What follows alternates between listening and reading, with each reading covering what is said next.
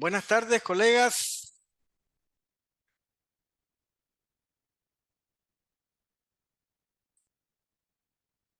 El día de hoy, pues, me es grato ofrecerles este tema, ¿verdad? Que es un tema reciente, que es el cierre de las microfinanzas en Nicaragua en este año, ¿verdad? Y además de esto, pues, compartir con ustedes todo lo que ha pasado de manera general, ¿verdad? Con respecto al año anterior. El título que tenemos para verlo el día de hoy es Las microfinanzas en Nicaragua del año 2023, gestión y gráfica, ¿verdad? Ese va a ser el tema que vamos a dar el día de hoy. Espero que les sirva a las personas que trabajan en temas de instituciones de microfinanzas, que trabajan en temas de auditoría, que trabajan en temas de análisis de negocio, de gestión de riesgo, es decir, es un tema amplio. Sin embargo, vamos a ir desembrozando poco a poco a través de este contexto que hubo el año pasado y a través del análisis, ¿verdad? O haciendo una analogía del análisis a través de la metodología que hace MicroRate, que es una guía para la evaluación del sector de las microfinanzas y también para evaluaciones de las instituciones de microfinanzas de manera específica, que con ese hilo conductor de esta guía vamos a ir evaluando poco a poco el sector y qué realmente es lo que sucedió y efectivamente hacia dónde o cuál va a ser la tendencia del año 2024, ¿verdad? Interesante, ¿verdad? Que ya prácticamente todas las instituciones muy tempranamente enviaron su información de cartera, sus estados financieros, ¿verdad? Y mandaron todo el tipo de información que la CONAMI que exige. Sin embargo, algunas instituciones están todavía en su proceso de cierre y fueron los preliminares. Entonces, nos vamos a ir con esta información que está recabada como cierre de diciembre del año 2023, ¿verdad? Y con esta vamos a ir viendo cuáles fueron las cosas importantes que sucedieron con las microfinanzas en Nicaragua. De mi parte, pues agradecer a todos los que están conectados ahorita y como les digo, espero que les sirva estos datos para su desempeño. El primer tema que vamos a ver, cómo se comporta la cartera, ¿verdad? Los indicadores de gestión de alguna de las instituciones, ¿verdad? Y cómo efectivamente, si este sector, como decía el mensaje, creció o se mantuvo de la misma manera. Recuerden que este sector es prácticamente regulado por la Comisión Nacional de Microfinanzas, que en estos últimos años ha estado bastante, digamos, ágil en la reforma a la ley 769, Ley de Fomento a las Microfinanzas, que fue creada en el año 2011 y que hasta ahora, después del 2011 hasta esta fecha, ¿verdad? Estamos hablando de 13 años, se vuelve a tocar este tema. Siempre bajo el tema de transparencia de las operaciones, determinación de las tasas de interés y la adecuada proporcionalidad o proporción de información a sus clientes. Un tema que desde el año 1992, que se creó la primera ley, ¿verdad?, de préstamos entre particulares 92 o 94, se ha venido, digamos, revisando. ¿Por qué? Porque el sector de las microfinanzas es un sector muy vulnerable a las subidas de precios en cuanto a este sentido. Entonces veamos un poco, pues, ¿verdad?, el comportamiento de la cartera y los indicadores de gestión que incluyen algunas instituciones con datos relevantes. Veamos qué pasó aquí. Este es el primer gráfico que les muestro, que viene en datos cordovizados. El crecimiento según la información de la CONAMI se estima que la cartera creció un 8% con respecto a diciembre del año 2022. Sin embargo, ¿qué sucedió en esta circunstancia? 4 instituciones se agregaron a lo largo del tiempo, ¿verdad? 4 instituciones, y estas instituciones fueron Fides Camina, Prodel, Prodesa con doble S y Servifinsa. Es decir, que si yo voy a hacer un análisis del crecimiento de la cartera de esta institución, más adelante vamos a ver el efecto, vamos a restar, ¿verdad?, a estas instituciones y veamos cuál es el efecto, solo para quedarnos con la que se mantuvieron o iniciaron al inicio del año 2023, ¿verdad?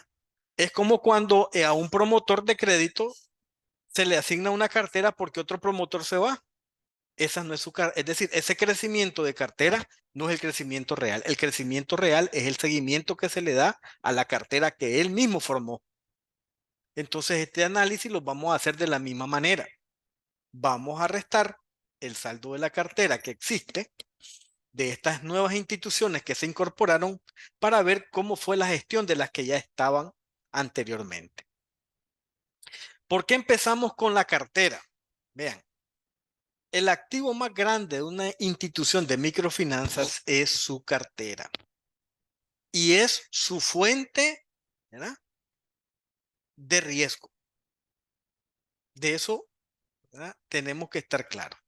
Su principal fuente de riesgo es la cartera de crédito.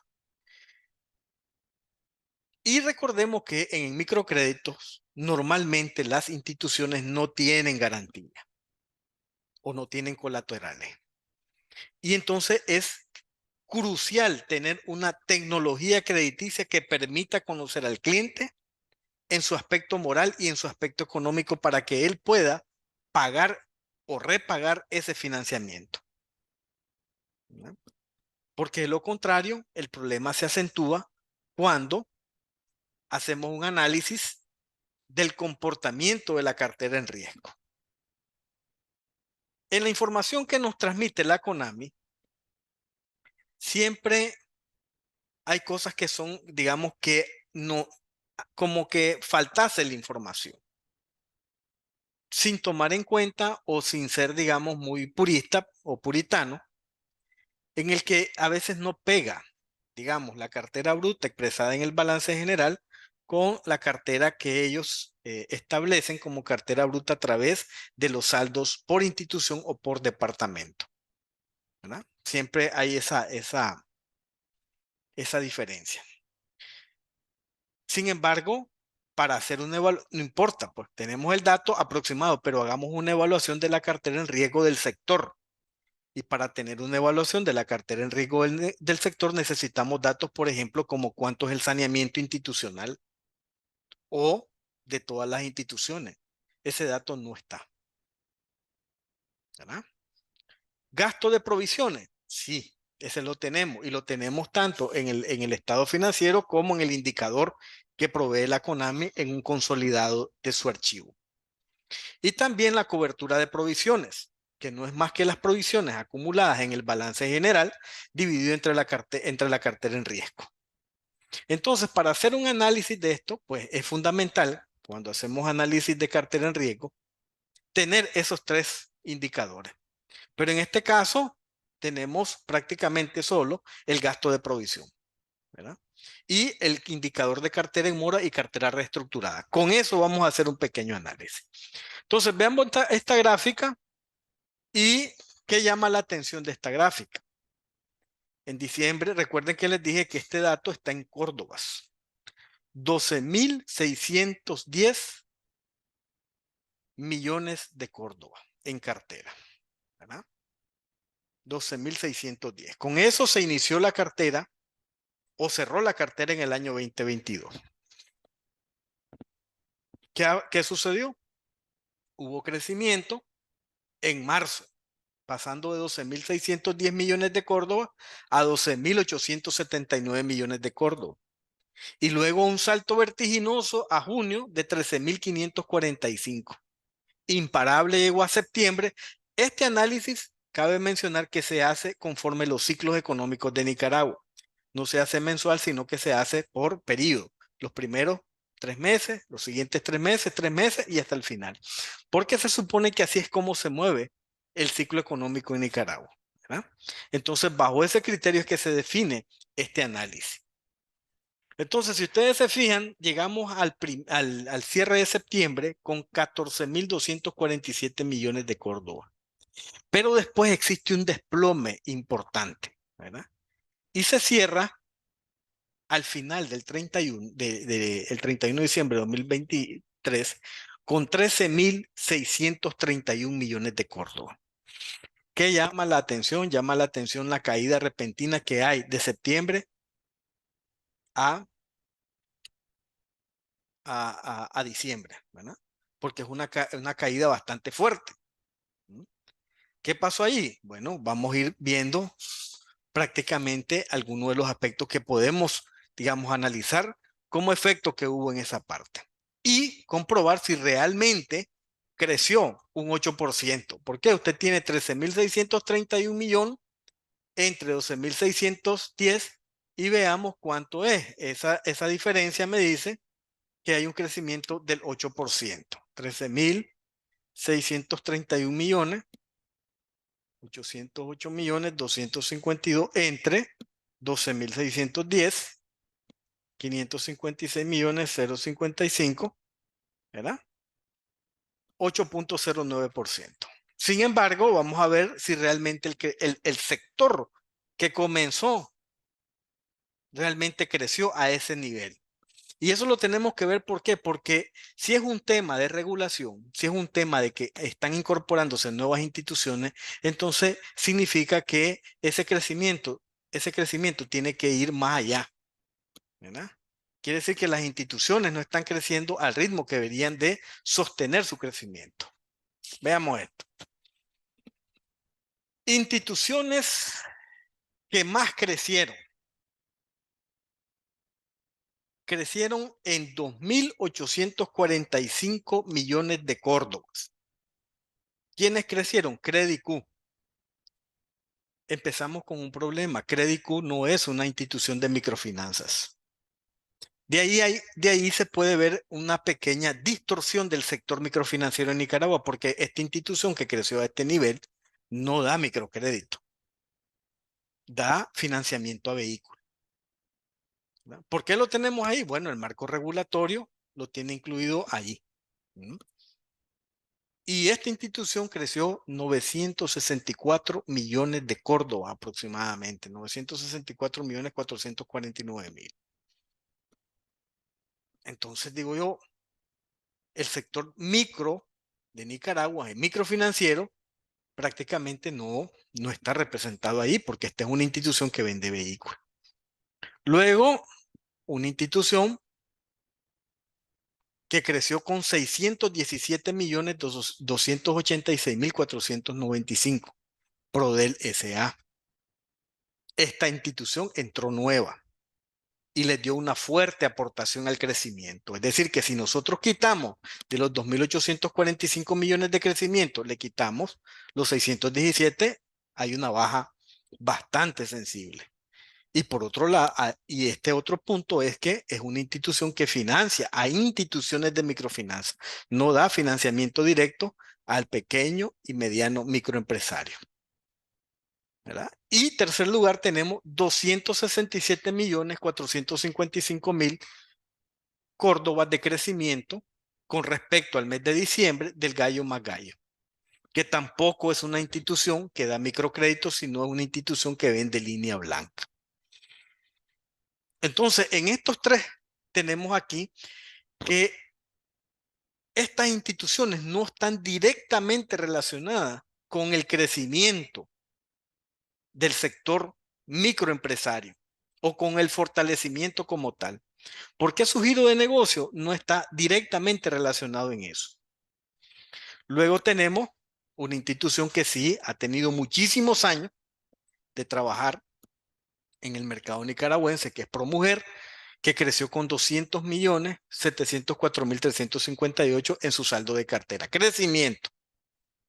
Después Único Servi con 181.533.292, pero igual que las anteriores, por ejemplo, con el Gallo Magallo, no es una institución dirigida directamente al sector microempresario. En el sexto lugar de crecimiento tenemos una institución, sí, realmente consolidada como una institución que financia a los microcréditos como es, ¿verdad? Microfinanciera Fundecer. 179.757.000, un crecimiento muy bueno. Luego sigue Fundenuce con 139.683.841, que es también una institución que ha sido prácticamente de las pioneras en el tema de microcrédito. Fiden, con un crecimiento muy bueno de 121 millones de Córdoba. Mi Crédito S.A. con 87.809.000 y Prodesa Corp con 84.823.211. Ahí tenemos sumado un crecimiento de 2.845 millones de Córdoba aproximadamente, pero si quitamos, por ejemplo, Prodel, que entró prácticamente en este año, ¿verdad?, que no estaba el año pasado, ya se baja literalmente el crecimiento. Y por otro lado, vemos que dentro de las primeras 5 instituciones, ¿verdad?, 3 de ellas no están directamente vinculados con el microcrédito como tal. Entonces empezamos a ver ahí el enfoque que las mayores instituciones de saldos de cartera no están directamente vinculados con el sector. Lo opuesto, ¿qué tenemos de opuesto? Bueno, quienes no crecieron. Si ustedes se fijan, 2.841 millones de Córdoba en las que crecieron, pero en negativo. Tenemos 2.012 millones de Córdoba, ¿verdad?, de no crecimiento. 2.012 millones de Córdoba. ¿Y quiénes no crecieron? Por ejemplo, Mercapital. Miren cuánto redujo su saldo de cartera. 985 millones de Córdoba. A ese nivel pareciese que esta institución fuese saliendo del mercado porque es un dato importante, impresionante, ¿verdad? También tenemos FIT S.A., ¿verdad?, 647 millones de Córdoba de decrecimiento de su cartera. Importante también otro número, y uno piensa que efectivamente en vez de estar penetrándose en el mercado, van como que si fuesen de salida. Instacredit, 263.436.327, ¿verdad? Negativo. ¿Qué preocupa de estas tres indicadores? Que son instituciones que sí han estado directamente vinculadas con el financiamiento y fortalecimiento del sector de la micro y la pequeña y mediana empresa, ¿verdad? Mientras tanto, ¿verdad?, casi prácticamente estos números dan como prácticamente retiro, porque son números muy fuertes de decrecimiento de cartera. Imagínense volver a crecer a ese ritmo, es difícil, y ya lo vamos a ver por qué. Luego tenemos IMG, que no creció, más bien decreció en 30 millones de Córdoba, 271.588. Tu Crédito decreció en 24.324.580. Todo esto comparado con el cierre del año 2023. ¿Verdad? 2023, 2022. Daily Credit, 18 millones de Córdoba decreció. Afodenic, una institución pionera desde hace muchos años trabajando en el sector de las microfinanzas, ¿verdad?, cerró con 13.677.000 Córdobas de decrecimiento. Mi Credit Casa, una institución pequeña, recién hace poco, ¿verdad?, regulada, perdiendo cartera con 10.724.177. Y por último tenemos 2 instituciones pequeñas con 9.755.000 y 8.656.000, que es Conserfixa y Credit City. Entonces aquí vemos, por ejemplo, que existe una comparación importante y una diferencia también importante. Y es que quienes crecen dentro de las carteras son instituciones que no están directamente vinculadas al sector de la micro y pequeña empresa, las microfinanzas directas, sino que a la línea blanca o a la venta, o perdón, o al financiamiento de vehículos, ¿verdad? Entonces, mientras tanto que las que decrecen y prácticamente tocando la puerta de salida, han sido instituciones que se han mantenido en el mercado por mucho tiempo y que efectivamente han tenido, ¿verdad? Han tenido el tema de estar financiando al micro y pequeño empresario por muchos años. Vean, por departamento, miren, el otro punto es la concentración. Claro, si las instituciones más grandes, como es Credicu, Gallo Magayo, tienen sus saldos en Managua, efectivamente ahí es donde se va a concentrar la mayor cantidad de sus operaciones y de su financiamiento. Managua absorbe el 36.65% del saldo total de cartera.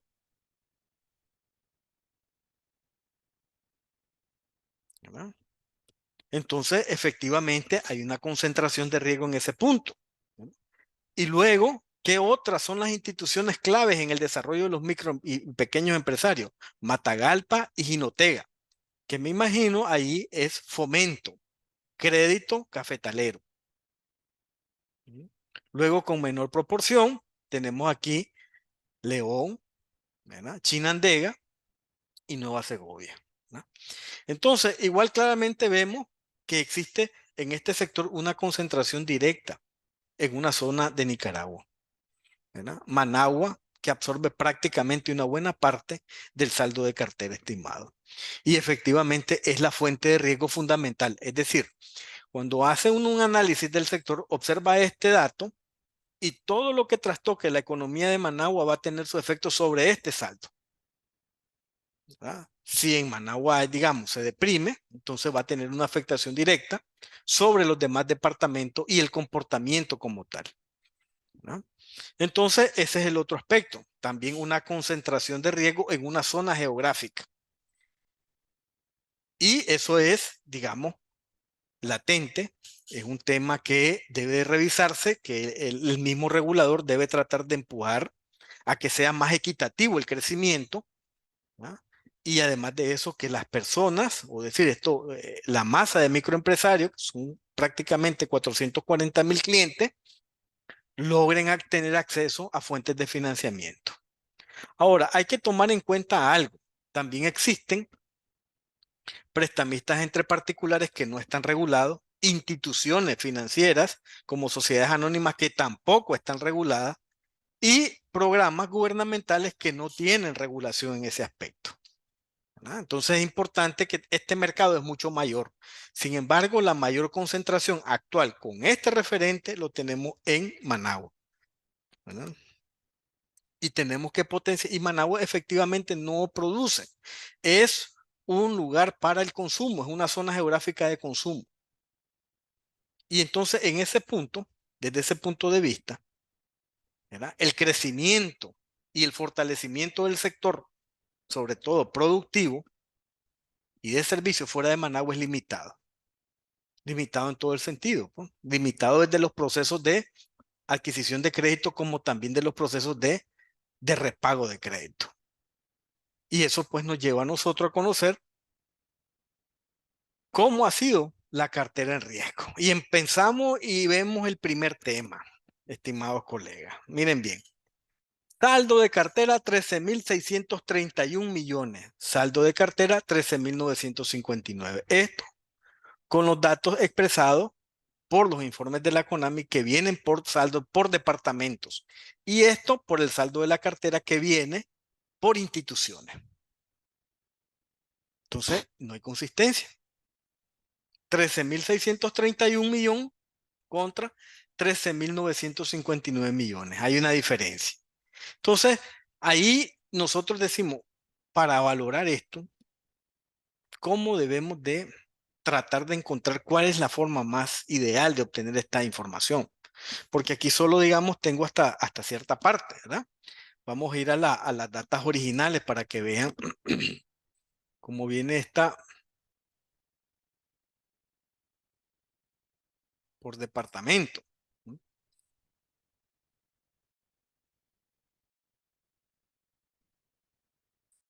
Entonces aquí lo tenemos. No sé si logran verlo ahí. Miren. Vamos a dar un poquito más amplio. Vamos a quitar el total. Y ahí tenemos. Mire, esto es lo que trae, ¿verdad? 13.631. ¿Verdad?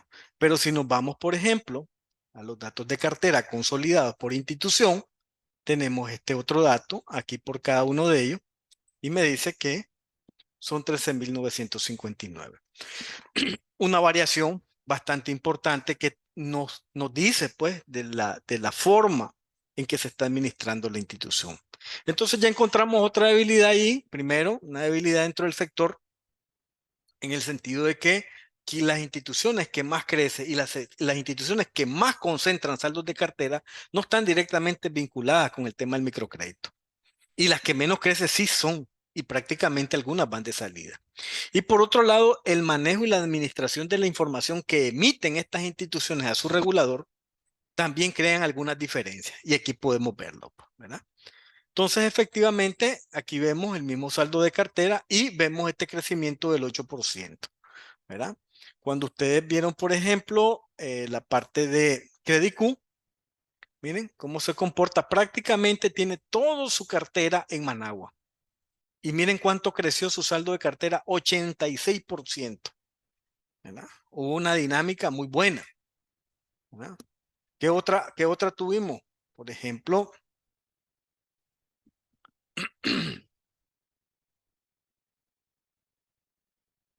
de las que crecieron el gallo Macayo, por ejemplo. ¿Mm? Creció un 19%. Igual, miren, no mueve su nivel de concentración en Managua. ¿Por qué? Porque es cartera de consumo, no de micro y pequeña empresa. ¿Mm? ¿Ah? Intacredit, igual, miren, comportamiento de la cartera bajó 26%, miren, y concentró su mayor nivel de calidad de cartera o de cantidad de cartera en Managua, ¿verdad? Entonces, ¿qué vemos nosotros en esto? Partiendo de la parte inicial, que es el tema del manejo de la información y de la forma en que llevan esta información a su regulador, hay una diferencia. Yo por eso trato mejor de llevar, digamos, o utilizar esta data, que es más exacta, ¿verdad? Esta data es muchísimo más exacta, que es por instituciones, que por departamento. Entonces, efectivamente, veamos, 13.000 millones de Córdoba, ¿verdad? 13.000 millones de Córdoba, que en dólares pueden ser aproximadamente 381, o 381 millones de dólares, casi 382 millones de dólares. Eso efectivamente tenemos en cartera. Y en la parte de créditos tenemos 533.690 créditos, ¿verdad? Volvamos a la presentación original. Aquí empieza un tema. Según la metodología de MicroRate, la cartera en riesgo se calcula por la suma de los créditos prorrogados, los créditos reestructurados, los créditos vencidos y los créditos en cobro judicial, ¿verdad? Aquí está. Ustedes pueden descargarla, se llama MicroRate Guía para Microfinanzas. Y ahí efectivamente dice saldo de cartera atrasada, ¿verdad? Sobre lo que hemos hablado entre el saldo de la cartera total. Judicial, prorrogado, reestructurado y vencido. Y podemos ver nosotros que el comportamiento que nos ha dado esta información es cartera en riesgo 6.61%. En marzo sube un poquito, ¿verdad? En junio baja a 5.94, en septiembre baja a 5.67 y terminamos con menos del 5%. Hemos estado solo la suma de estos datos dividido entre la cartera total. Miren lo que nos dice esta información, que nuestra cartera en riesgo, ¿verdad? Básicamente está en 4.97%. Es un indicador fiable, un indicador para estos niveles, ¿verdad? Con crisis y todo eso, que es un indicador fabuloso. Sin embargo, cuando nosotros tomamos los indicadores, no los datos de cartera, sino los indicadores de cartera en mora reestructurada, la situación cambia. Y miren, en diciembre cerró en 11.10 y aquí teníamos 6.61, ¿verdad? La cartera en riesgo. En marzo, 10.66, 6.62. ¿Verdad? Luego, en junio, 11.59, decía 5.94. Después tenemos en septiembre 11.58, 5.67%. Y por último, en diciembre, 10.67%. Aquí tenemos 4.97. Pareciese que el indicador en riesgo fuese multiplicado por 2. A cómo se ponen en los indicadores que la misma CONAMI establece. ¿De dónde viene esto, colega? Bueno, viene de esta tablita, ¿verdad? Que tenemos aquí. Aquí están. Aquí tenemos nuestros indicadores. Aquí, si ustedes se fijan, están los indicadores que da la cartera en mora, ¿verdad? Más la cartera en riesgo, ¿verdad? Entonces, básicamente, en ese promedio tenemos todos estos indicadores. Miren, colega, aquí están todas las instituciones. Miren, aquí está solo la cartera en mora y la cartera bruta. Vamos a escoger ahora también la reestructurada, que es parte de la metodología que aplica para, ¿verdad? Para este dato. Aquí tenemos, mire, 10.67%, que es lo mismo que tenemos en la presentación. Entonces, ¿qué sucede? Es el tema de la confianza de la información, ¿verdad? Y para hacer esa evaluación del sector tenemos que tener información fidedigna. Y aquí ya vemos, por ejemplo, que en el tema de los datos comparativos por periodo en la microfinanza, ya con la cartera en riesgo, que es un indicador importantísimo para las instituciones y para los proveedores de fondos, hay una variación importante, ¿no? Casi 2 veces. Porque si ellos agarran y traen los indicadores de la CONAMI, miren, no son indicadores pocos, estimados colegas, vean cuánto hay. Si yo vengo aquí, les voy a decir cuántas filas tiene esto.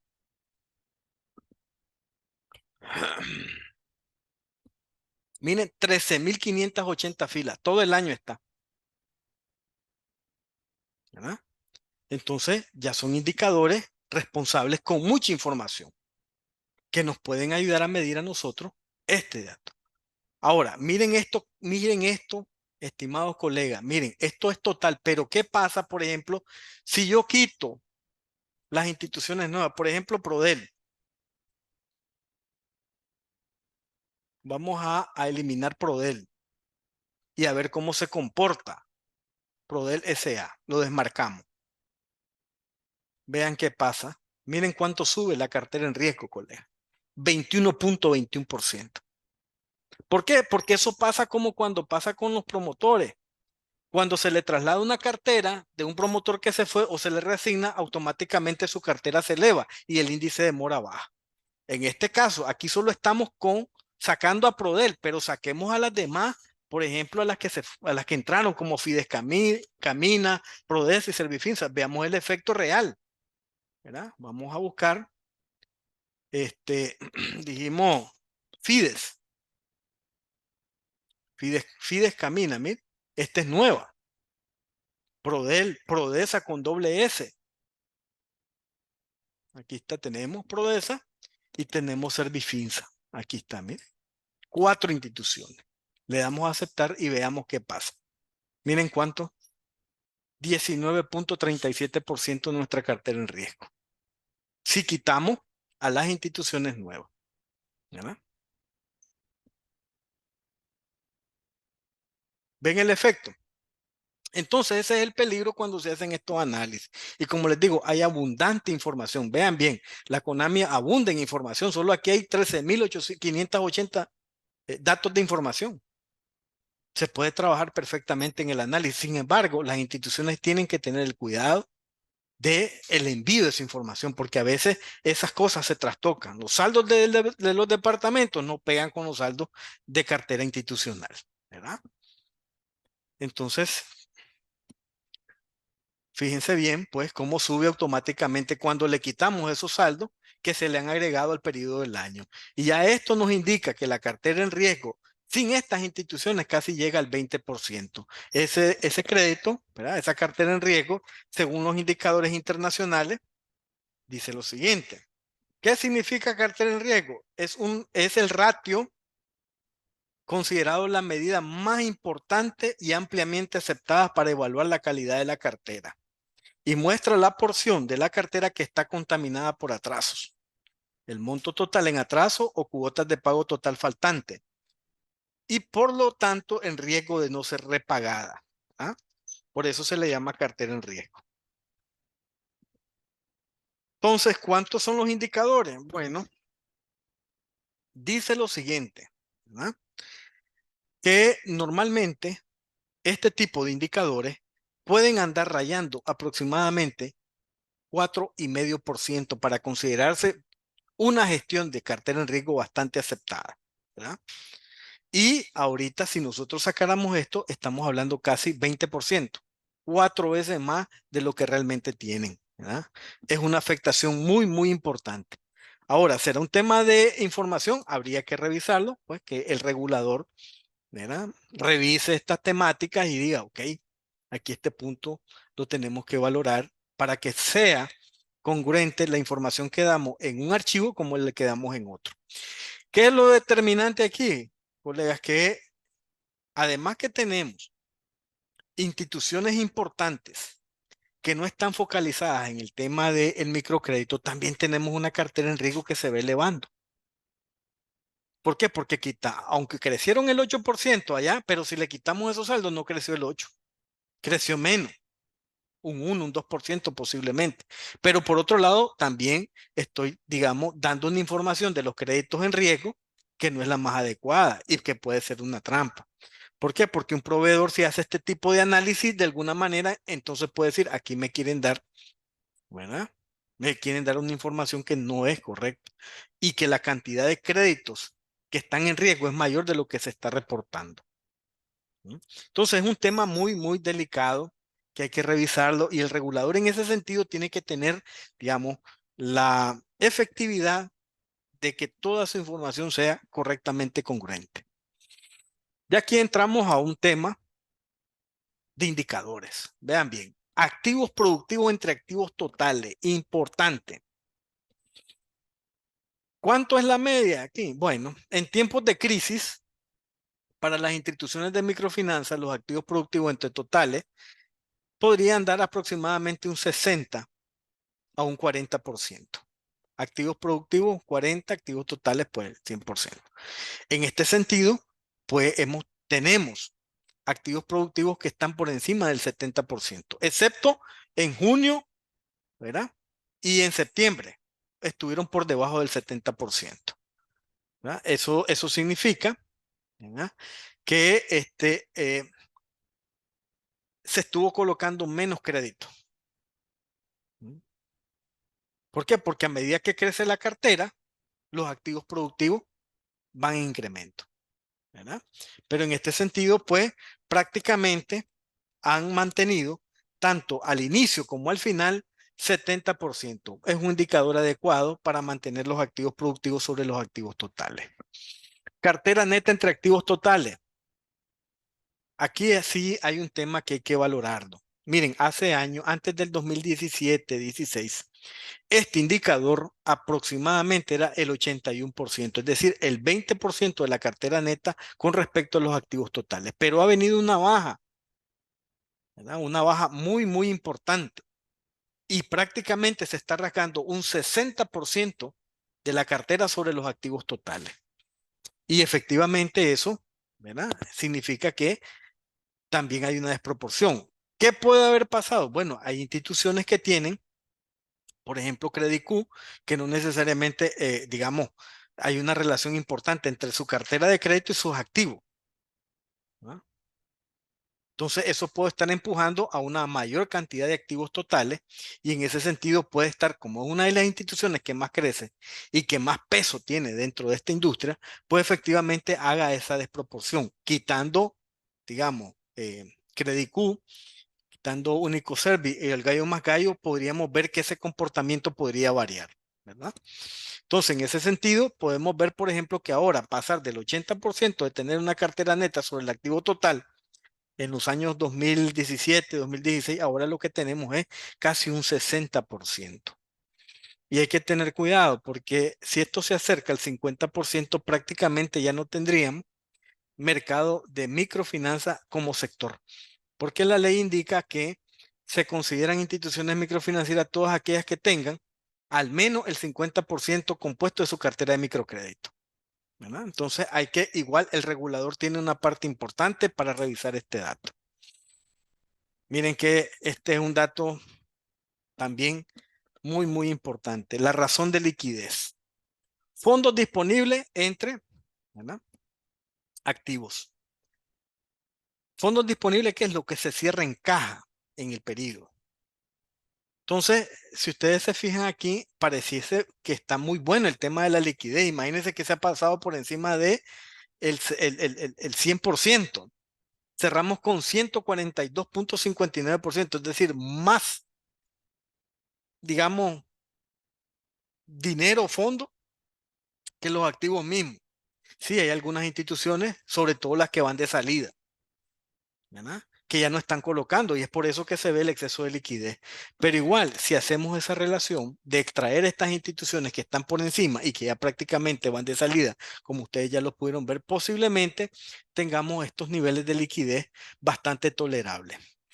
En el caso de los fondos disponibles sobre los pasivos financieros totales, hay una sobrecobertura, es decir, en ese sentido puede existir una, como un relajamiento, es decir, ok, no estamos tan apretados como cuando iniciamos el año, que apenas teníamos una relación de dinero al cierre del año 2022 del 54.69%. Ahora estamos por sobrecobertura.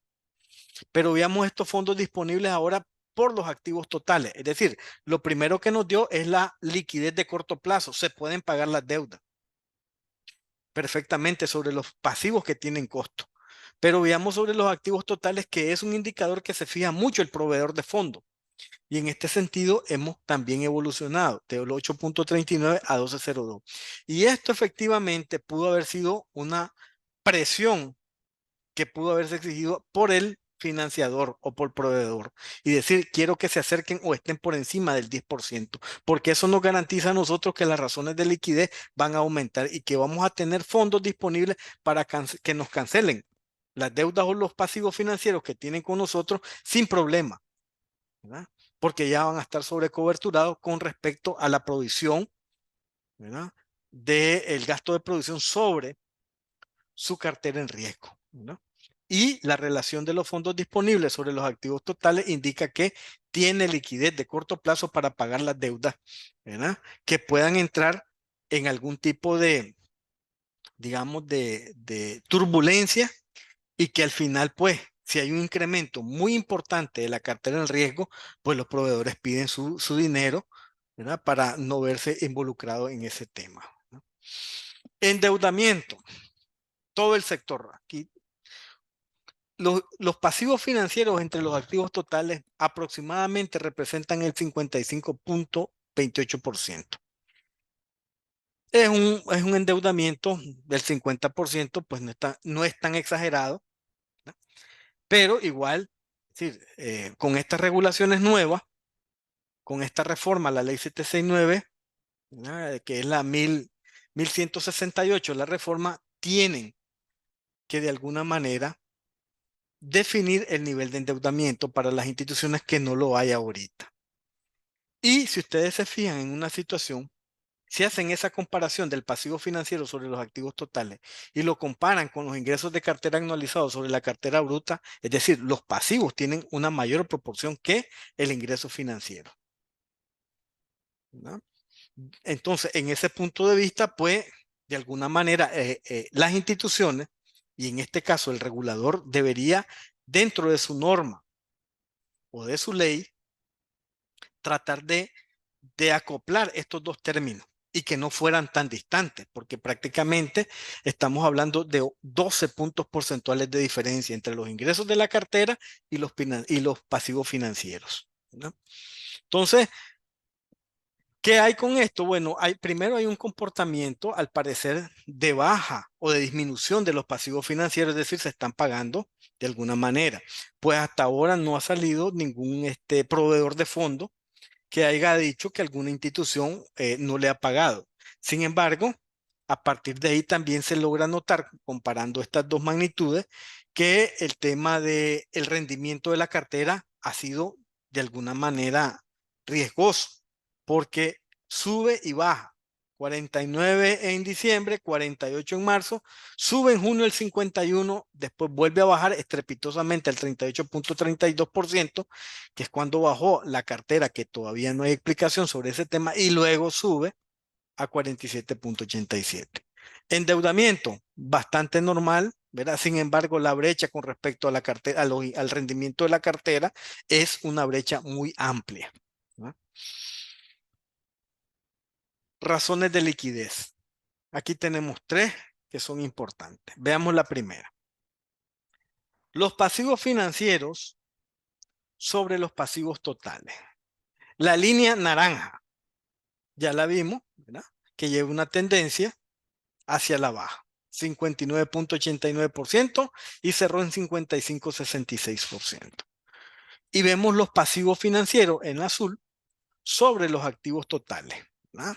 Igual 61, 60 en el mes de marzo, 57 o casi 58% en junio y 55 en septiembre, cerrando en 55.28% los pasivos financieros entre activos totales. Un endeudamiento del 50%. Y por último, los pasivos totales entre activos totales. Aquí van todos los pasivos, ¿verdad? Que ahí sí hay un tema de mejoramiento. En diciembre del 2022 se cerró en 93.14% y luego ha venido a la baja. Y este año se cerró con 86.92%. Entonces vemos, por el mismo efecto, de la disminución de cartera de las instituciones que han estado permanentemente o en algunos años atendiendo al sector del microcrédito, han empezado a ralentizar sus deudas y ese efecto se ve notado. Es decir, no es un tema de que hay un incremento de endeudamiento, no, es un tema de disminución de los niveles de deuda. ¿Por qué?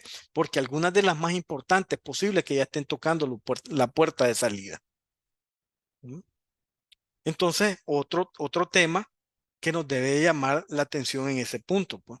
Es decir, qué tan fuerte está el sector de las microfinanzas en Nicaragua, cuánto tenemos esos niveles de decrecimiento con instituciones que han sido prácticamente pioneras en el tema del financiamiento del microcrédito, y las que están más fortalecidas son aquellas que no, ¿verdad?, aplican como tal. Calidad de cartera, ya lo vimos, la provisión sobre la cartera bruta. Por eso es que yo les digo que este indicador para mí es mucho más efectivo que si solo saco este. ¿Por qué? Porque aquí en diciembre yo cierro con 10.67% mi cartera en riesgo y veamos cómo es la razón de calidad de cartera, ¿verdad? Incremento, que es uno de los indicadores. Recuerden que cuando hablamos de esto, hablamos de el gasto de provisión sobre la cartera bruta, ¿verdad?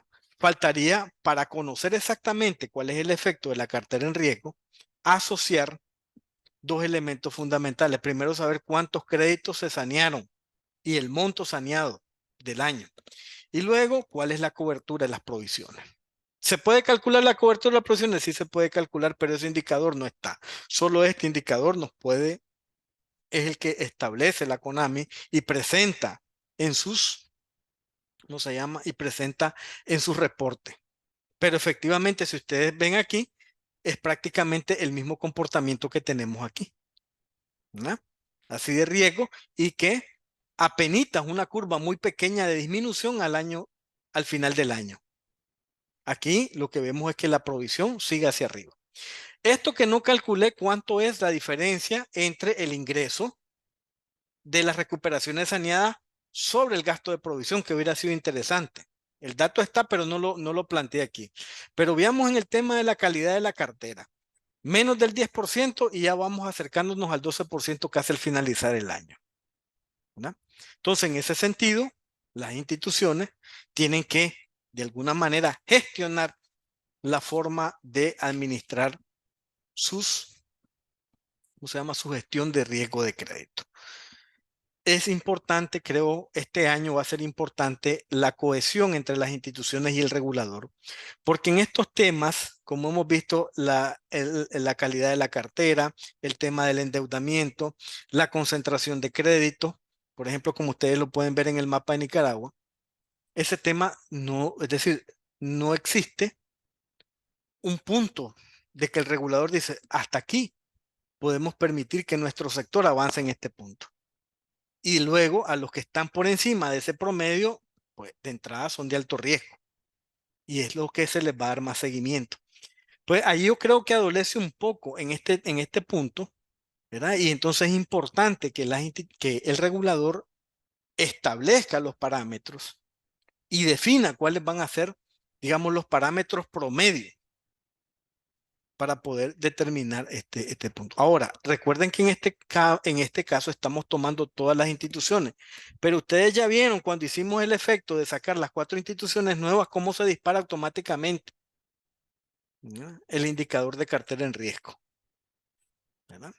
Entonces es un tema que también está, ahora que se hizo una reforma, es importante aprovechar, ¿no?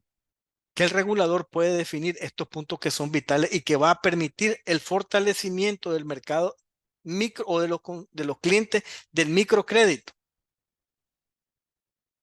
fortalecer este sector, porque efectivamente hasta ahora pues los que tienen mayor participación de cartera son instituciones que no están directamente vinculadas al sector de la micro y pequeña empresa. Una de las razones importantes, la eficiencia. ¿Qué es la eficiencia? El gasto del personal entre la cartera bruta. Es decir, en el año 2022, en diciembre, se cerró que la relación del gasto entre la cartera bruta era casi el 33%. En marzo subió, ¿verdad? Y luego bajó en junio, siguió bajando en septiembre. Ese hubiera sido un indicador efectivo y muy bueno, cerrar en 28.40, menos del 30%. Sin embargo, en diciembre efectivamente sube por todos los gastos que hay que hacer, ¿verdad?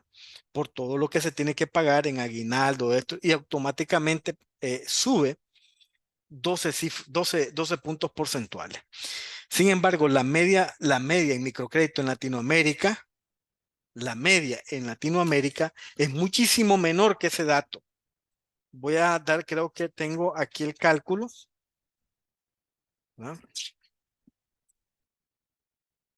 Los gastos operativos. Aquí dice gastos operativos, no gasto de personal como lo define la CONAMI, pero vamos a tomar la analogía. Gastos operativos entre cartera bruta. Dice que, ¿cómo está la industria? Dice, bueno, la industria dice, los mercados microfinancieros maduros con altos niveles de competencia que deberíamos de estar nosotros en esto, pero no nos acercamos todavía. En Latinoamérica tiende a tener mejores ratios de gastos operativos y lo marcan en un 20%, ¿verdad? Los mercados menos competitivos se marcan en 35%. Imagínense bien, los menos competitivos en Latinoamérica se marcan en un 35%. Sin embargo, los líderes en temas de eficiencia de personal o del manejo del gasto del personal están por debajo del 10%. Entonces, indica pues que hasta ahora, en ese punto, tenemos una tarea pendiente, ¿verdad? Que las instituciones tienen que ser todavía muchísimo más efectivas con el manejo de su personal y del gasto asignado, ¿verdad? Productividad.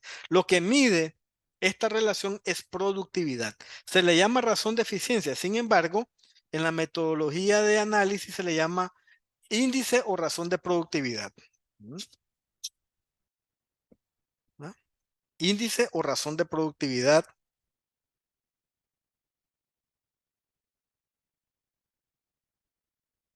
y que está muy directamente vinculada con el desempeño de la cartera. ¿Cuáles son los principales resultados de la gestión? Bueno, crecimiento de cartera neta, pues no es el 8% que habíamos estimado inicialmente, sino que ya haciendo el cálculo, sacando las instituciones que entraron, ¿verdad? Y que sumaron, digamos, en los últimos meses, un saldo de cartera nuevo, se creció en 2,83%. Un crecimiento muy pequeño con respecto a lo que dice la banca que creció. Prácticamente crecieron entre el 4,5% y el 5% las instituciones bancarias.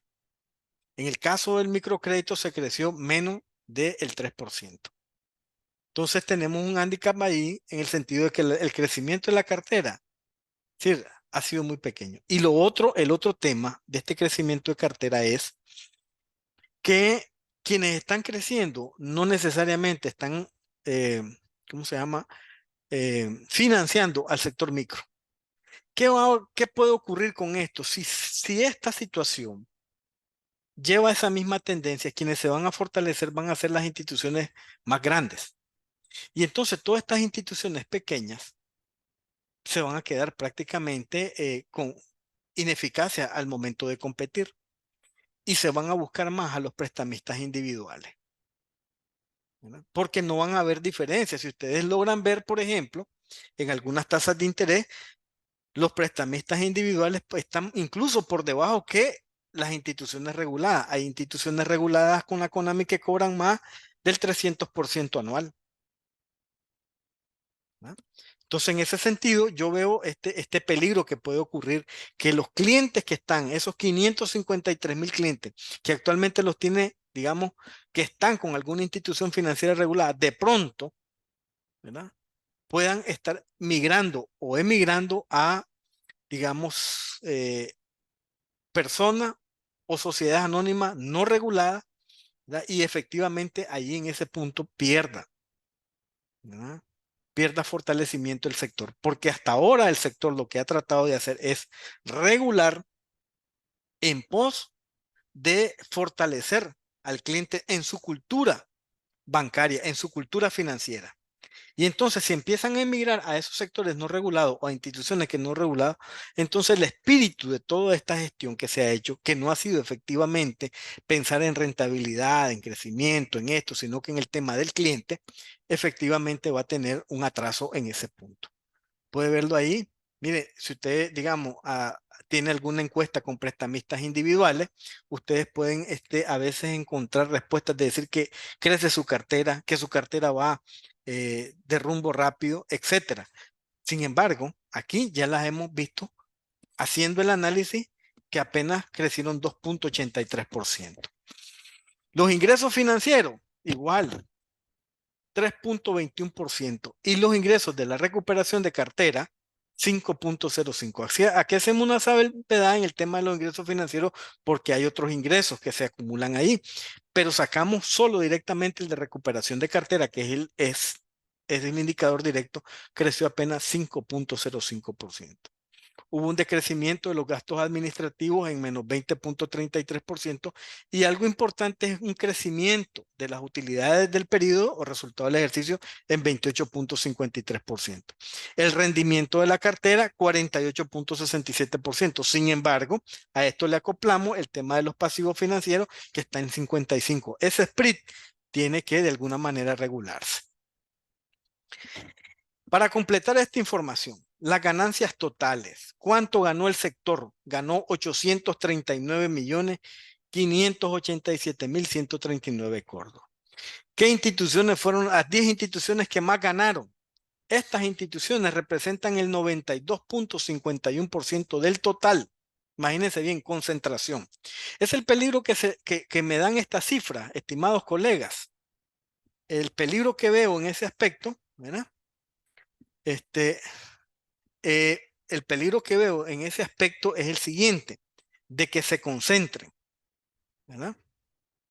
De que se concentren, eh, en ciertas instituciones. Miren estas 10 que estas 10 instituciones tienen concentrado el 92.51% del total de la ganancia. Fundeser, Intacredit, Gallo más Gallo, Único Servi, Mi Crédito, Fundenuce, Fiden, Prodesa, Credicu y Prodel. Es decir, estamos viendo que puede ocurrir, que es lo que hemos venido analizando, primero con el tema de la información, luego con la naturaleza de las instituciones, ¿no? Y luego con esta concentración, ¿no? Y las mayores pérdidas acumuladas están en instituciones que realmente son las que, ¿verdad? Las pérdidas acumuladas totales llegaron a 49 millones. ¿Y quiénes perdieron? Prácticamente las que han estado, pues. Estas 10 instituciones representan casi el 100% de las pérdidas. IMG, León 2000, Smart Crédito, Prestanica, Prodesa, que es de las nuevas que entró, Confianza, Fodemi, Oportucredit, Panapana, mire, perdió bastante, y Fides Camina. Dos de ellas son nuevas, evidentemente están en el proceso de adaptamiento y de estar, digamos, mejorando, que es Prodesa con doble S, que no es Prodesa Corp, y también Fides Camina. Pero las demás prácticamente están tocando la puerta de salida del marco regulatorio. Y digo yo, esta gente se va, se pierde estructura, se pierde tecnología, fuentes de financiamiento, porque realmente León 2000 es una institución prácticamente desde los años 90 que daba financiamiento a pequeños y medianos empresarios con una sede en León. Smart Credit, Prestanica, Fodemi. ¿Mm? Entonces ahí es el peligro, que una vez que estas instituciones tengan la salida, ¿quién va a financiar ese mercado? Los prestamistas, las sociedades anónimas no reguladas, o posiblemente vaya a los programas o proyectos que el gobierno ofrece a través, pues, de algunas cooperativas con intereses blandos, ¿no? Entonces, ¿qué significa eso? Que en el marco regulatorio, así como lo tenemos, se va a escapar mucha información y al final no vamos a tener en cuenta cuál va a ser la madurez del sector como tal, cuántos microempresarios son los que son atendidos, y no tendríamos información para planes y políticas de fomento para el sector micro y pequeño empresario. Tenemos la ley de la MIPYME que no se ha tocado desde hace mucho tiempo. Se hizo una reforma a la ley 769, pero a la ley de MIPYME no se ha tocado aún, ¿verdad? Entonces, eso también hay que arrastrarlo. Instituciones con más activos al cierre del año. Mire, el mercado de microfinanzas en Nicaragua cerró con 16.108.386.188 millones, ¿verdad? Estas 10 instituciones tienen el 80.41% del total. ¿Quiénes la tienen? Credicu, Gallo más Gallo. Los activos más importantes de estas instituciones no están en el sector microempresario. Luego viene Fundeser, después otra institución que no está directamente vinculada con el mercado microempresario, ¿verdad? Y después tenemos ProMujer, Fundenuce, Intacredit, Prodesa, Micrédito y ProDLCA.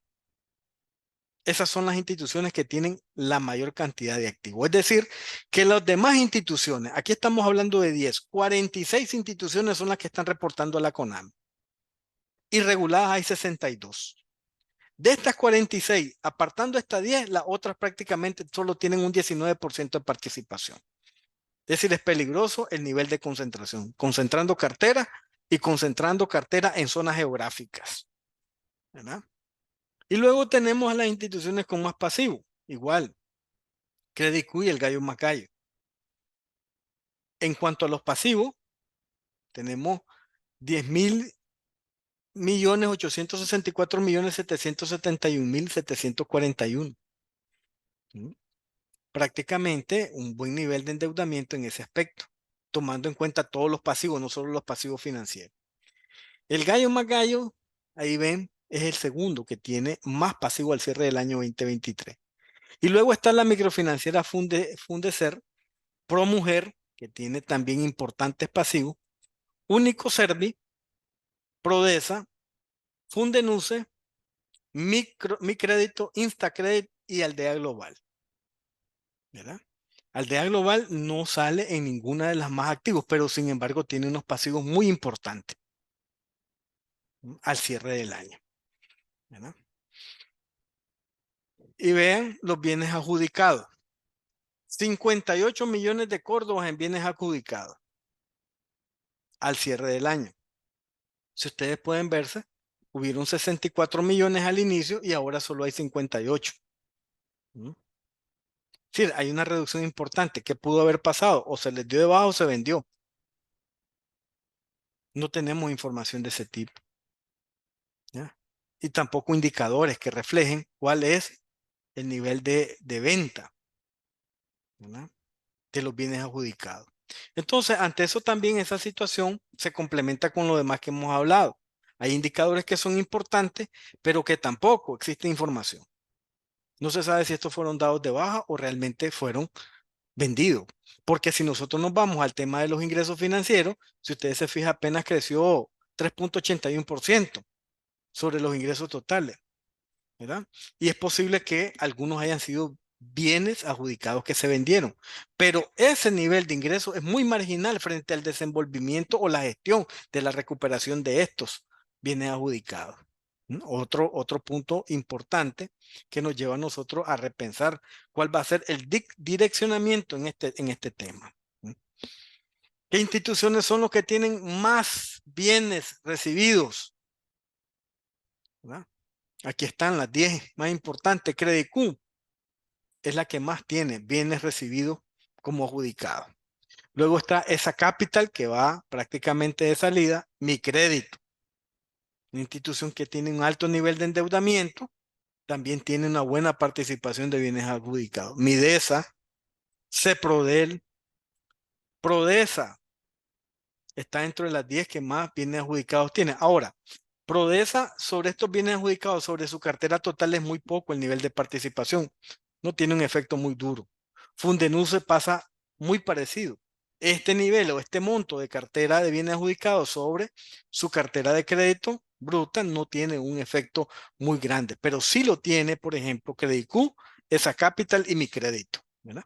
Y MG, por su cartera, sí tiene un tema que tiene que ver, tiene cómo agilizar.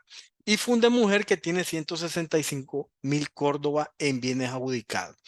Con estas últimas tres instituciones, Aldea Global, IMG y Fundemujer, con respecto a su nivel de cartera, es importante que ellos sí revisen este tema. ¿Por qué? Porque ese es capital inmovilizado y después puede agregarse como activos no productivos que afecten la liquidez de la institución, ¿verdad? Con la nueva reforma no hay voluntarias ni obligatorias, todas son obligatorias. Y a todas las instituciones se les va a pedir un patrimonio como mínimo de 7.7 millones de córdobas. Miren quiénes están por debajo de esto. Prestanica tiene un patrimonio negativo de 212 millones. Ceprodel también un patrimonio negativo de 36. Credit City un patrimonio negativo de 24.921.000.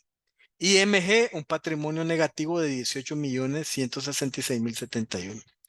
Y luego está de manera positiva León 2000 con 394.000 Córdoba, Soy Ahora con 1 millón de Córdoba, 1.082.224, Oporto Credit 1.952.294, Ciasa con 7.077.000 y Smart Crédito. Mi Credit Casa tiene cero, está equilibrado.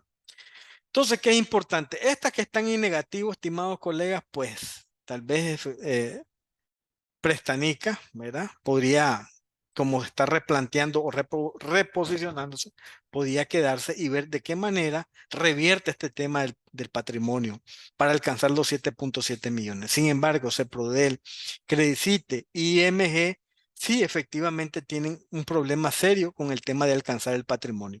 El regulador en este punto debería de ser incisivo. ¿Por qué? De darle un seguimiento muy de cerca a todas aquellas instituciones que prácticamente no están cumpliendo con el parámetro establecido de lo que establece la ley 1168 acerca del patrimonio, ¿verdad? Entonces, de esta parte que hemos visto de las gráficas, ¿cuáles son los principales resultados de gestión? En el tema regulatorio, que es donde hay un fortalecimiento de parte del regulador, se han registrado 62 instituciones de microfinanzas. Sin embargo, 48 reportan información. En este año reportaron 7 con un saldo aproximado de 635 millones, ¿verdad? Tres instituciones microfinancieras se dieron de baja este año. 42 instituciones están operando sin regulación y se aplicaron 4 sanciones. Ahí tienen a las instituciones por un monto de $19,000, 2 de ellas porque tenían el patrimonio negativo y otras 2 no reportaban, ¿verdad? Y instituciones que reportaron patrimonio negativo al final del año, ahí lo que hemos visto, FUDEMI, Credicite, Ceprodel, EMM, Credicasa, y mi Credicasa no reportó patrimonio, ¿verdad? Luego de este tema, el siguiente componente son los cambios regulatorios. Miren cuántas modificaciones se hicieron en este año. Autorización de modificación de la inscripción de la IMF en el Registro Nacional. Esto viene de la mano con la modificación del registro de la ley 1168. También la resolución del establecimiento del plazo de registro para las instituciones de microfinanza. También la resolución sobre los requisitos de inscripción para las instituciones de microfinanza en el Registro Nacional. La norma de presentación de información financiera contable y legal de la IMF no registradas en la CONAMI. Miren, solo aquí tenemos 4, 3, 7. La norma de gestión de riesgo crediticio para las instituciones de microfinanza. La norma sobre remisión de información financiera crediticia y estadística. Vean bien, ahí van a empezar a apretar un poco en este tema. Y por último, tenemos aquí el plazo adicional para dictar normas generales requeridas por la Ley 769, Ley de Fomento y Regulación a la Finanza. Entonces, con todo esto que tenemos un sector que creció relativamente poco. No hubo decrecimiento, pero creció muy poco. El 8% que se establece inicialmente es por el empuje de 4 instituciones que entraron nuevas, ¿verdad? Pero el otro punto que debe preocupar y que el regulador debe de estar consciente en este es el tema de que las instituciones que más crecen en prácticamente todo, en activos, en cartera, en ingresos, son instituciones que no están directamente relacionadas con el microcrédito persona a persona. Y ese tema hay que, de alguna manera, tratar de regular de alguna manera o de alguna forma especial, sacar este tipo de, digamos, de alta concentración para no dejar un sector altamente riesgoso. Así como está, se vuelve riesgoso. ¿Por qué? Por la concentración geográfica y de cartera. Y en ese sentido, de alguna manera se debe de ralentizar esa situación y buscar promedio de menos pico alto o de menos concentración, ¿verdad? Para tratar de administrar mejor la forma de la gestión y presentación de resultados, ¿no? Porque así pareciese que todo se está concentrando en 4 o 5 instituciones. Miren, cuando vimos, por ejemplo, las ganancias totales, el 90% está en 10 instituciones y el resto, ¿verdad? Entonces, esa es una preocupación y el regulador tiene que meter mano en ese punto. Y lo otro es el tema de la estadística. Por eso ahí está el plazo adicional de las normas generales, ¿verdad? En el tramo de la remisión de información financiera y crediticia estadística. ¿Por qué? Porque nos encontramos a veces esas diferencias que existen, ¿no?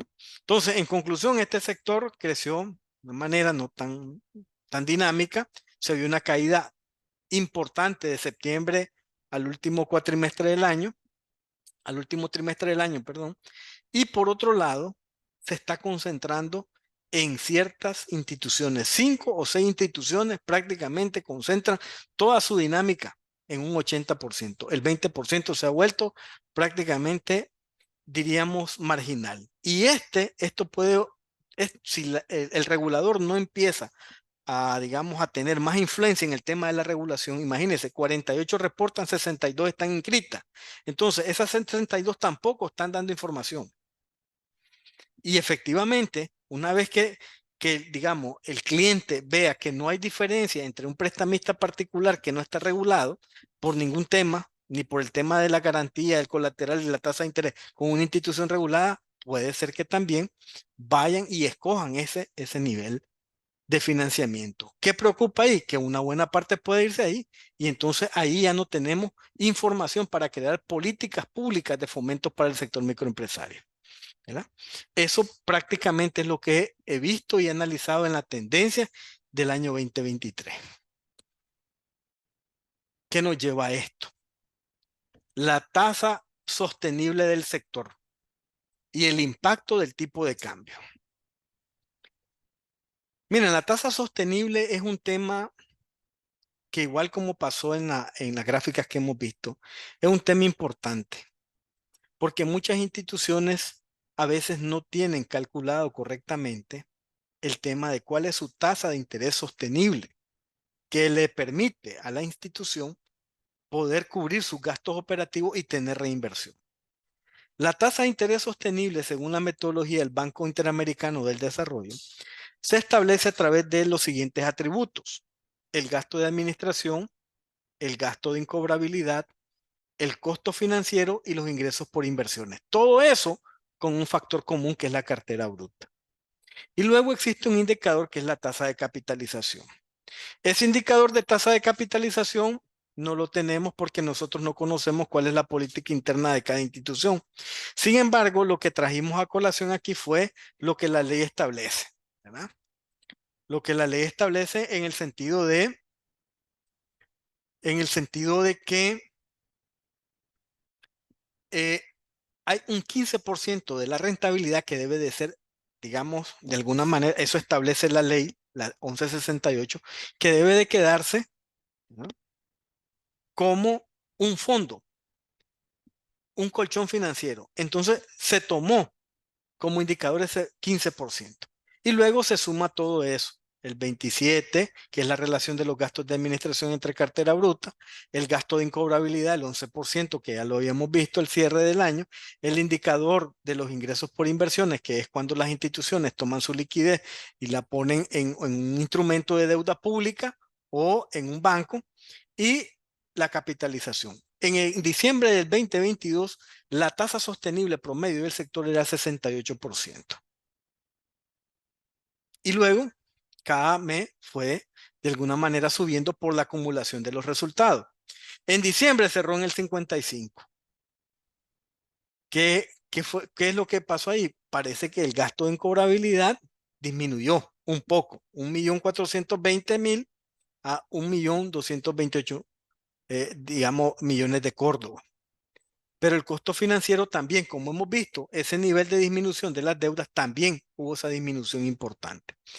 Eso significa que la tasa de interés sostenible va disminuyendo por el efecto del endeudamiento, no por el efecto de la administración, ni la eficacia del gasto administrativo, ni la eficacia en la gestión de riesgos, sino por el tema de la paga de las deudas que tiene actualmente cada una de las instituciones.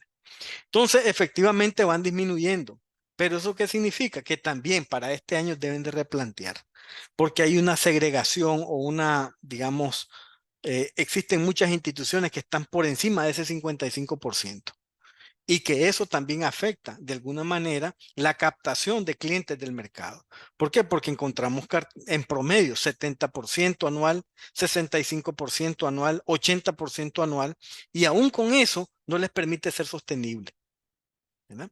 Entonces, este es un reto que tienen las instituciones de tratar de evaluar cuál es su tasa sostenible para obtener mejor posicionamiento de atención a sus clientes y dejar, de alguna manera, de establecer una tasa de interés, digamos, que no tenga una metodología estructurada para esto, o que solo se tome la competencia y decir, fulano cobra tal. Estos indicadores, pues, son el resultado de un análisis completo en el que el sector puede decir, ok, podemos replantear el tema de la tasa de interés tomando en cuenta cuánto es el costo financiero que estamos pagando actualmente. ¿Qué ocurrió? Entonces, con este tema de la inflación, con este tema del deslizamiento, perdón, hasta ahora, hasta este año 2023, el efecto cambiario fue positivo para las instituciones.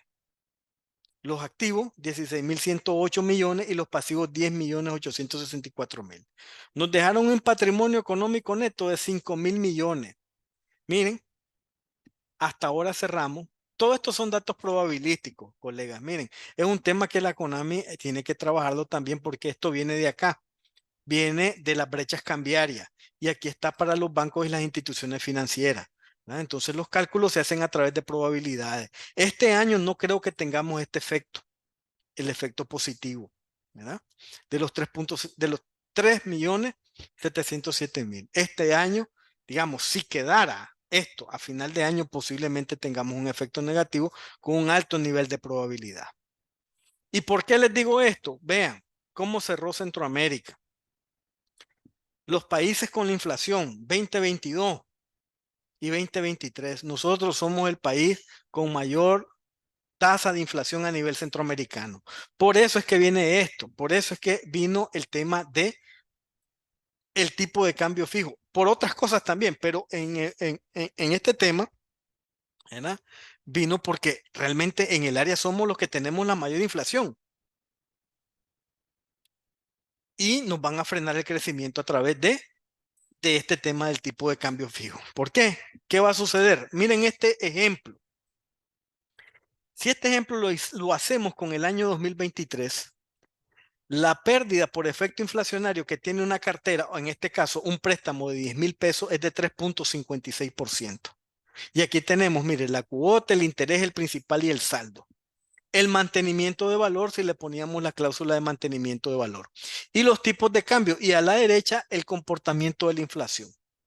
Mire cuánto es la pérdida de poder adquisitivo de este préstamo. 423 Córdoba. Eso representa el 3.56% de los 10.000 pesos que me prestaron.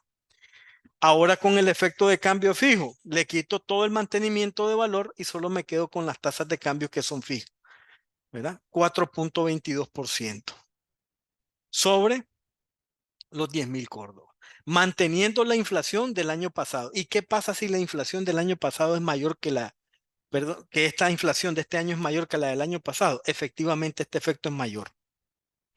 Entonces, ¿qué es lo que va a suceder? Con este tipo de medidas lo que se hace es un freno económico. Y entonces la gente se endeuda menos.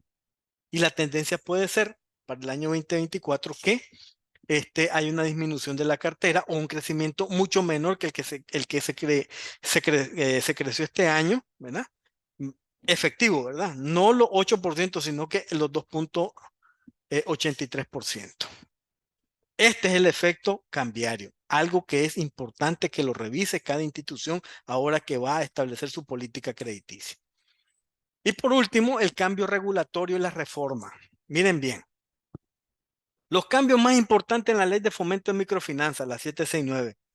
Se reformaron 17 artículos y se creó la ley 1168. Aquí están los artículos más importantes. Yo les traje un compendio, un resumen de los que se afectaron. Miren, se afectó en la original el artículo 1, el 3, el 4, el 6, el 9, el 12, el 18, el 19, el 20, el 23, el 24, el 42, el 52, el 53, el 57, el 73 y el 78. 17 artículos. No se agregaron más. Solo ahí quedaron, ¿verdad? ¿Qué es lo más importante? Bueno, veamos. El primero está en el artículo 20 que les traje a colación aquí, que son los requisitos para inscribirse. Miren, ahí está, en lo rojo está la diferencia, ¿verdad? Solo para darles una idea, tenemos aquí, el primero decía, ser unifin en términos de la presente ley en el caso de los bancos y las sociedades autorizadas para operar por la superintendencia de bancos y de otras instituciones financieras, deberán cumplir este requisito mediante la presentación de la solicitud correspondiente, acompañada de sus documentos constitutivos de autorización para operar en el país y de la correspondiente certificación de acta de junta directiva. Miren lo que ponen ahora, constituida como una IMF en términos de la presente ley. ¿ya? Luego prácticamente dejaron todo de la misma manera, ¿verdad? Regulación y supervisión. La CONAMI será la instancia rectora de regular y supervisar a la IMF. En lo que respecta a las IFIN, hacen la diferencia, a las IFIN registradas, la CONAMI regulará y supervisará únicamente lo relacionado con los requisitos de transparencia. Entonces, las voluntarias solo estaban obligadas a reportar la parte de lo que era transparencia e incentivo. Las IFIN con todo. Ahora no. 23, regulación y supervisión. La CONAMI es la instancia rectora, reguladora y supervisora de la IMF. Van todas en el mismo bolso.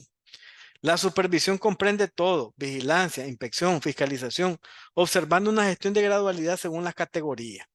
Y entre las que se encuentra diseñar y aplicar un proceso de supervisión integral y preventiva para evaluar los riesgos de cada institución. Ahora se acentúa en solvencia, liquidez, patrimonio. Acabamos de ver el ejercicio del tipo de cambio sobre el efecto del patrimonio neto, la calidad de activos, tecnología financiera, control interno y capacidad directiva y gerencial.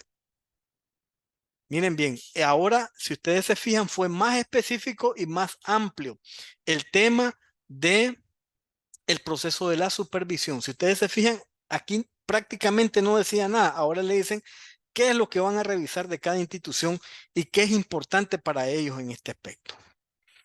Otros órganos de regulación, en estos hay establecidos, por ejemplo, la UAF y la Superintendencia de Banco. Constitución y organización. Aquí una duda me resalta, estimados colegas, y quiero que ustedes también me ayuden en este punto. Miren lo que dice en el artículo 42. Para su constitución, la IMF de carácter mercantil y las entidades sin fines de lucro deberán cumplir con las disposiciones del Código de Comercio, cuyo decreto fue promulgado en la Gaceta número 248 de octubre de 1916. Y luego la Ley General de Personas sin fines de lucro publicada en el diario 102, diario oficial de la Gaceta, 102, 29 de mayo 1992. Ahora nos mandan directamente la reformada. Y dice lo siguiente en el artículo 42, para su constitución la IMF deben cumplir con las disposiciones del Código de Comercio, ¿verdad?, promulgado en la Gaceta, diario oficial del 30 de octubre de 1916. Imagínense. Yo creo que esto lo van a reformar también, ¿ya? Es muy viejo. Y por último tenemos la reforma importante, el capital social mínimo.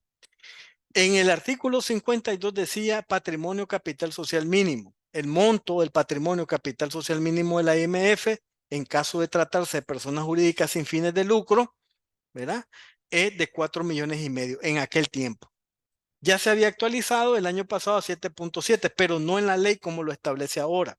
Ahora dice el capital social mínimo no podrá ser menor de 7,7 millones y será determinado según la categoría establecida mediante norma emitida por el Consejo Directivo de la CONAMI. Y dicho capital deberá estar dividido en acciones nominativas e inconvertibles al portador. El capital social mínimo de la IMF podrá ser revisado y modificado de manera anual, oigan bien, por el Consejo Directivo de la CONAMI mediante la norma de carácter general. Y en este caso, el monto de dicho capital no podrá ser menor al establecido en el presente artículo. Y la IMF, cuyo capital se encuentra por debajo, deberá ajustarlo en un plazo para que tal efecto determine el Consejo Directivo de la CONAMI. Entonces vienen más duro en este tema, que es lo que ya habíamos hablado. Miramos todas aquellas instituciones que están por debajo de los 7,7 y efectivamente los van a meter en cintura. Si ustedes se fijan, hay una ampliación de prácticamente 2 párrafos en ese aspecto. Luego está la reserva de capital, que es lo que habíamos hablado, del 15% que tomamos, ¿verdad?, que estaba ya también en la ley 769, y la determinación de la tasa de interés. Miren bien, en el artículo 73, determinación de las tasas de interés, en los contratos de la IMF decía la ley original que celebren con sus clientes se pactará libremente la tasa. La tasa de interés moratoria será igual a la tasa de interés pactado más un 25%. Y en este último caso, esta será la única penalidad para cobrarse. Luego decía la misma ley, la tasa de interés corriente y moratorio debe expresarse en forma efectiva anual independiente si se expresa en su equivalente para otros periodos. Y las tasas de interés que difundan y aplican las IFIN registradas deberán ajustarse a los criterios antes señalados. Vean lo que dice lo nuevo. En los contratos de las IMIFIN que celebre con sus clientes se pactará libremente. ¿Se fijaron? se deja libre la regulación de la tasa, ¿verdad? Y luego, la tasa de interés moratoria no podrá ser mayor a la cuarta parte del interés corriente pactada, deberá ser calculada. Miren bien, ahora sí lo pone y lo extrae totalmente de las operaciones, de la norma de transparencia de las operaciones, y deberá ser calculada sobre la proporción del capital vencido y será la única penalidad para cobrarse en el cliente cuando incurre en mora. Luego dice, las tasas de interés corriente y moratoria deben ser expresadas en forma efectiva anual, tal como lo decía el anterior, y la tasa de interés que difunden y aplican las IMF deberán ajustarse a los criterios señalados. Hasta ahí los efectos más importantes de los cambios en la regulación. Preguntas, estimados colegas. Espero que no los haya abrumado con tanto número. ¿Preguntas, Roque? En la parte de preguntas y respuestas hay varias. ¿Sí? Ahí las puede leer en la parte de preguntas y respuestas. ¿A dónde? Hay Espérame que... 5. Ok. Don Yader Montalbán, ¿por qué cree que están creciendo más las instituciones que no tienen que ver con la microfinanza y decreciendo las que tienen experiencia en microfinanza? Bueno, este es un tema, como digo, es un tema de que el enfoque de la regulación es lo básico. 48 de 62 que están, 48 están reportando de 62 que están inscritas ante la CONAMI. No hay indicadores. Y yo no sé si esas crecen o decrecen. Y lo que preocupa, es lo vuelvo que debería decir, es que las instituciones que dan financiamiento, que no son directamente a la microfinanciera, son las que están acaparando el mayor nivel de crecimiento. ¿Qué puede suceder? Bueno, puede pasar también el efecto de que por la menor cantidad de requisitos para la opción de un préstamo, ¿verdad? Las instituciones que no están reguladas puede ser que crezcan más. Entonces ese tema, el regulador tiene que, digamos, determinarlo, estudiarlo, observarlo y ver de qué manera las personas entran a una mayor cultura financiera. Recuerden que Nicaragua es uno de los países que tiene menos participación en lo que es la cultura bancaria. Creo que anda por 35 puntos básicos. Es el más bajo a nivel centroamericano por inclusión financiera. Y entonces en ese sentido también sucede lo siguiente, que muchos de los microempresarios que tienen, digamos, créditos con prestamistas individuales o sociedades que no están reguladas, su forma de atención es mucho más expedita. Y eso precisamente puede ser también que tenga un efecto de crecimiento más rápido que las instituciones que están totalmente establecidas. Dice AJC, esos saldos de cartera son montos con intereses por cobrar. No, esto es cartera nada más sin intereses, ¿verdad? ¿Verdad? Buenas tardes, favor la constancia de participación. ¿Será que las instituciones de microfinanzas no están aplicando una provisión por pérdida? Sí, la están aplicando, ¿verdad? La diferencia es aquí un punto, y es que las aplican con respecto al periodo. Por ejemplo, viene adjudicado en los primeros 3 meses, hasta los 3 meses le hacen una provisión, cuando debería de ser por cada mes, ¿verdad? Ese es algo que se encuentra a veces común en la provisión de los bienes adjudicados, y que efectivamente, pues, de alguna manera refresca los números al final.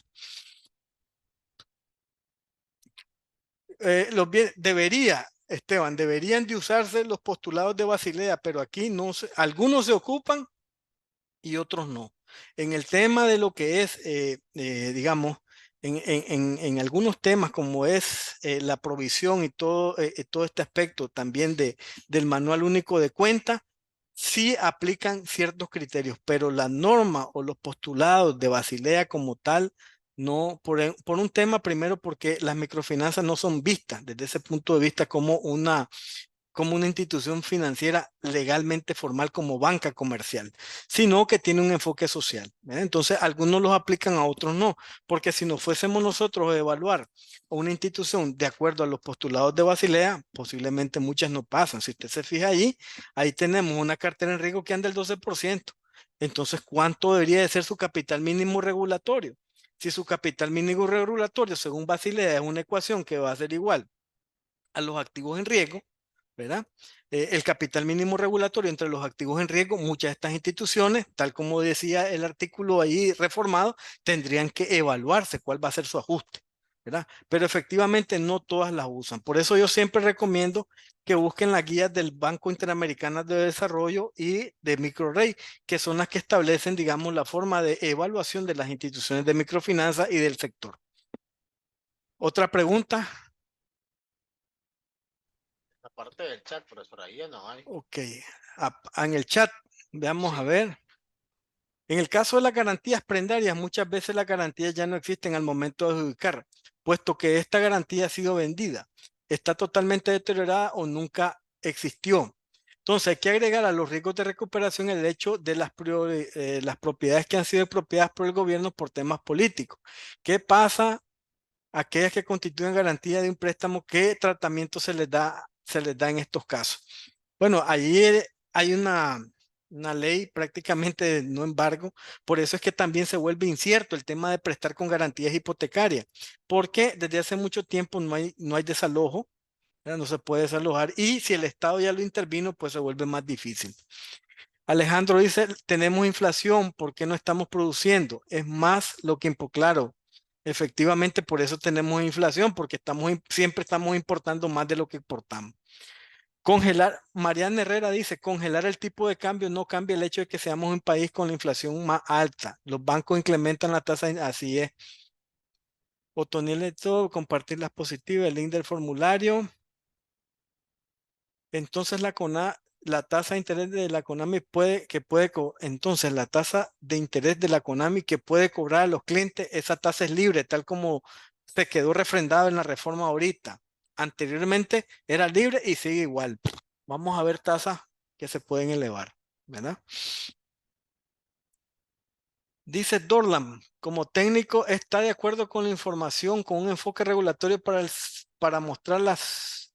Evidentemente, porque vean, el tema de la madurez de un sector se basa fundamentalmente en la información y la información viene de las estadísticas, ¿verdad?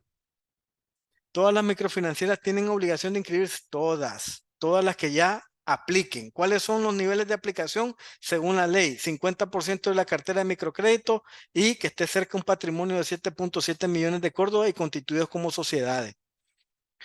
Al grupo Q lo regula la Super, no, lo regula la CONAMI. La gente se está endeudando directamente con los concesionarios de vehículos porque seguramente están endeudados con bancos y microfinancieras. Sí, pero hay reportes ahí, es decir, sacan información. Es decir, comparan el nivel de información. Si usted tiene un crédito en el BAC, va al concesionario de vehículos y va a ver que tiene otro crédito con esta institución. Ah, no, es marginal. El licenciado Valdés dice, ¿cómo está el comparativo de la situación de microfinanza? Es marginal. Es decir, ahí lo que podríamos rescatar es cuánto es el saldo de FAMA, FDL y compararlo, pues. Pero efectivamente, la institución de microfinanzas, imagínense que tendrá, ¿cuánto teníamos aquí en cartera? Aquí tenemos, pues. A ver aquí. ¿Dónde está el saldo? Aquí está el saldo. El saldo dice que tenemos una cartera de 381 millones de dólares aproximadamente. Y si esto lo dividimos entre 17.000, que es el Producto Interno Bruto, 17.000 millones, 17.000,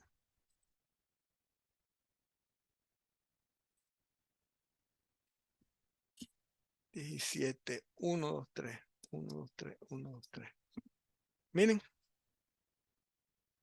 este es el nivel de participación del mercado microempresario sobre el Producto Interno Bruto. 2.24%. Cuando hablamos, por ejemplo, de la banca, estamos hablando de un 35 o un 36%. Entonces, muy marginal este tema.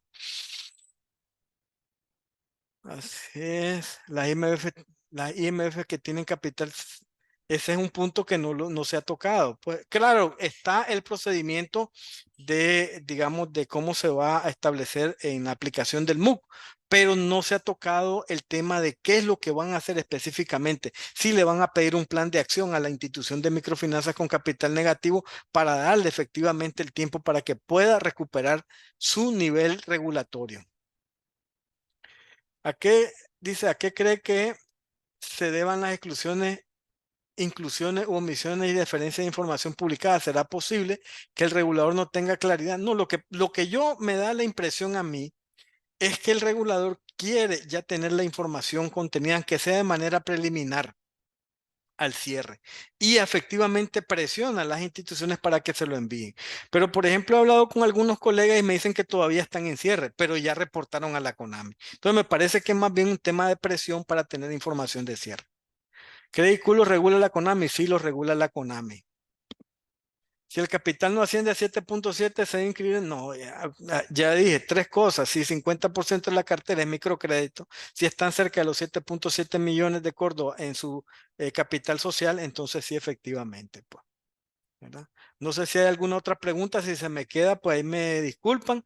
Espero que les sirva un poco la orientación de esto y esperamos pues que al final, a mediados de junio, hagamos otro análisis a ver cómo se comportó esto, ¿verdad? Y por mí, pues muchas gracias por su atención.